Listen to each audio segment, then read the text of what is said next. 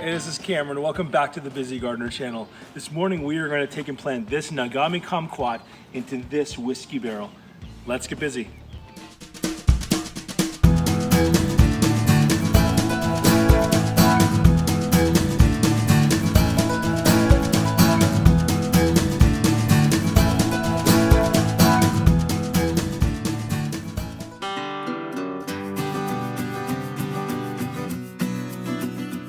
So the kumquat is something that's a really interesting type of citrus. It is these little olive-sized deals here, and unlike a normal citrus that you are used to finding in the store, like an orange or a tangerine, you don't peel these. You take and pop the entire thing in your mouth, and they have these little fruit. And when you've got one, it's really interesting. The inside of it is sour, but the peel is sweet. So you eat the entire thing, rind and all, and as you chew it, the sour of the inside meshes with the sweet of the peel. And that's different because most of these citrus that you eat, the peel is, oh, there's some of it. The peel is usually bitter and not that good, and the inside is sweet, and this is the reverse. So this is originally comes from China. This thing doesn't grow very, very big, maybe 6 feet. And it's kind of a unique thing. You can use it to either eat just like I did right now. People sometimes chop them up and throw them on top of salads.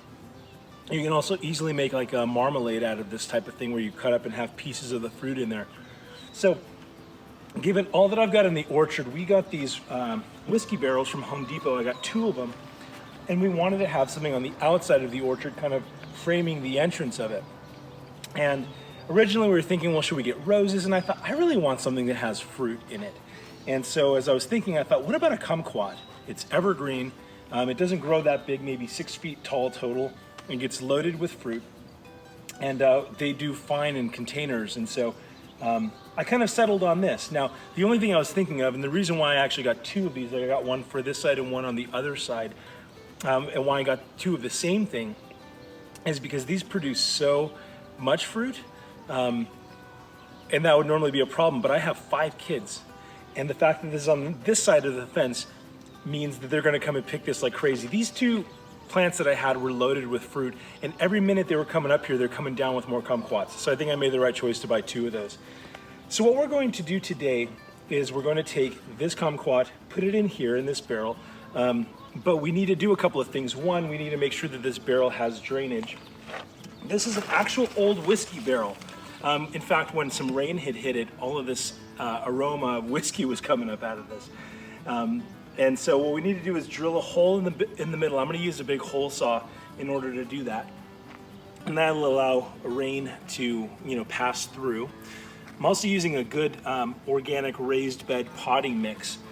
This, in this case, Kellogg. It's a local one that they have here at Home Depot, but any, good potting mix will do. And I also am going to, because these are going to be sitting on the ground, I'm going to need to level the ground a little bit just so that this isn't tipping over, because once this is full of soil, it's going to be really hard to make right. So those are the few things that we're going to do. Once it's in there, we're going to run a little line of water to it, so that way it's connected to our drip irrigation for the orchard, and then we'll be ready to go. We'll just be waiting for a harvest. So first things first, we want to level the ground and drill a hole in this. So let's do that.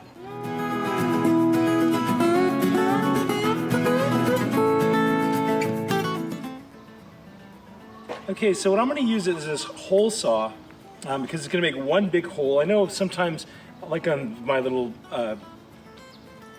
iron containers, I just put a bunch of little holes in it. But in this case, having just one big hole for the water to collect and go down is going to work. I'm also going to use this weed barrier just to go over the hole. But sometimes you can use like crushed aluminum cans if you want, or you can put some sort of like broken pottery or something like that over the top, just to give space for that, to keep the soil from falling out of that hole. So I'm going to do this right now.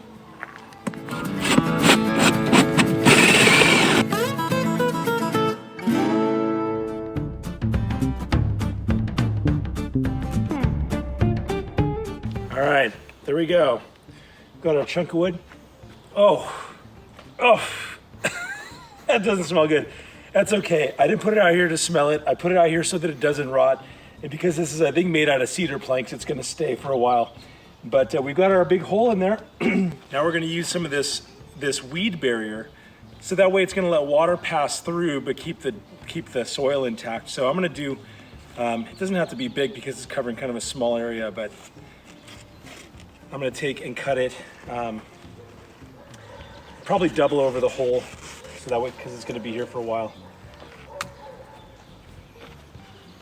So it's gonna go right over the hole like this. All right, now what we need to do is we're gonna move this thing into place and start adding soil.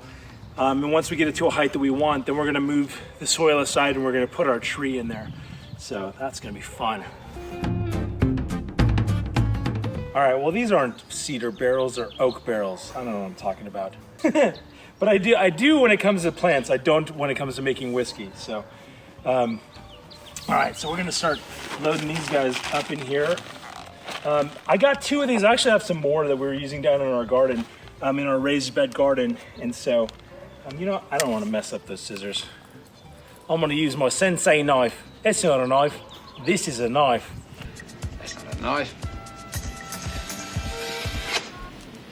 That's a knife. If you're born after 1987, you don't know what I just said. What that was about. Do you know what that was about, Kyle? I actually do recognize the line. Do you know what it's from? I feel like it's from like Predator or something. Crocodile Dundee. It sounded like a Steve Irwin, right? No. No? Oh Irwin. gosh, I don't know. Crocodile Dundee is a show with Paul Hogan. He's an Australian, and he was taking, some journalist ends up going down under, and he saves her from getting eaten by crocodiles. Oh, I didn't put my cloth on there. All right, well, that would have been weird. All right, so this is gonna be really important. In fact, I'm gonna put some soil right on the top of that to weigh it down as I put all the rest of this on here. Once the soil's on here, I'm not worried about that falling out. Yeah, this is gonna be good. Look how good this stuff is. This kumquat's gonna be so spoiled in here. But that's all right. You know, when it comes to planting trees, fruit trees in containers, containers are a much more sensitive system than when you've got to plant it in the ground. You've got to pay much more attention to making sure that it's got appropriate water, that it has good drainage. You have to feed it, but you have to be very careful that you don't overfeed it, because it kind of just stays there in a lot of respects. So if you don't have the ground to plant in the ground, a container can work, a nice big container like this, but you have to pay a little bit more attention to it, make sure it's really set up nice. So this soil's getting us a bunch of the way there. All right, part of the reason I'm just doing it by hand is because this thing has gotten moisture in it and it's so heavy. So I'm just trying to get some of the soil in here first. This is, you can tell, like a nice potting soil because it has this vermiculite, these little white little rocks. They're essentially like popcorn. Sometimes you'll see this in raised bed garden mix. These are nice because they absorb water and slowly let it out. So that's a really good thing in your potted soil, because then it won't dry out as quickly. Something we're also going to do, which is really important, is we're going to put some mulch over the top of this once we're done.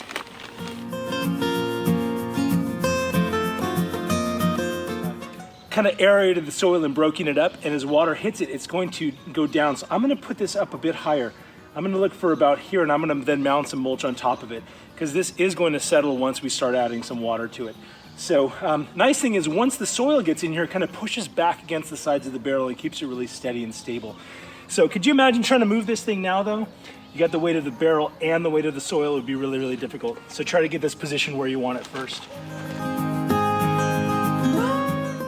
Okay, so when it comes to a lot of our like deciduous trees and things like that, especially if you're doing multi-planting, you want to be really conscious of which direction the things are facing. But when it comes to a citrus grows largely as a shrub, grows every which way, so you don't have to be as concerned about which direction it's facing.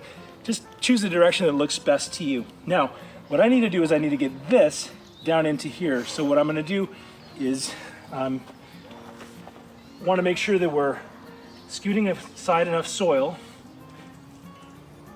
to put this in, and when you do it, you're gonna want to have it slightly above grade. The reason you want it slightly above grade is that once it settles, you're not gonna be able to reposition your tree. You can always add more soil to the top of it, but you can't go in and somehow raise the level without disturbing the root structure that's in there. So you always want to plant your tree a little bit higher so that way it accounts for any settling that happens.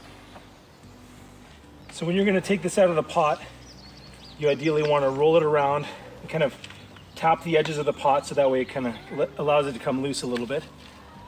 And then I'm very gently guiding it. You're not yanking by the trunk, but you're gently guiding it out. All right, and some of the stuff now. Thankfully, there's not too much. You notice these little roots that are going out here. You want to look at the bottom of it and make sure that the roots are all going, that they're not swirling around. If the roots were swirling around, you'd want to break those up and have the roots then kind of pointing out. So I like to break this up anyway, so that way those feeder roots start going into the soil around them. But this looks like it's going to do really well. So this looks about right. This is a little bit high, which we want. We want to make sure that it's straight, that the trunk is pointing straight up. So you can often easily tell that by looking straight down on it.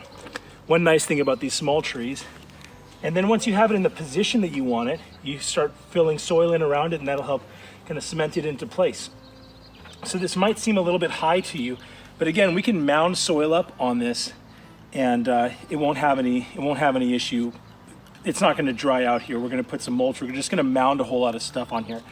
It's going to be interesting to see in a few months how, as waters hit this, as rain has hit it, how this whole thing is going to be probably 3-4 inches lower. This right here is probably going to be level with the top of this. So I'm going to backfill in right now, mound some soil around it. You don't want roots exposed to the sun. So we're going to make a nice mound around this here. Take off our little warning label. Dwarf kumquat. Yeah, there are different types of kumquats, but this Nagami Kumquat is the most popular. And I don't know why that is. It's just the one that you happen to see probably the best taste, grows the best. People have good luck with it, and so they keep selling it, which is just fine with me because it is tasty. Okay, so we're gonna run up here. I'm gonna just grab some mulch. This has a ton of mulch. This area straight through here probably has a foot or foot and a half of mulch. So I'm just gonna dig some up, put it in this bucket, and use this to transport it back.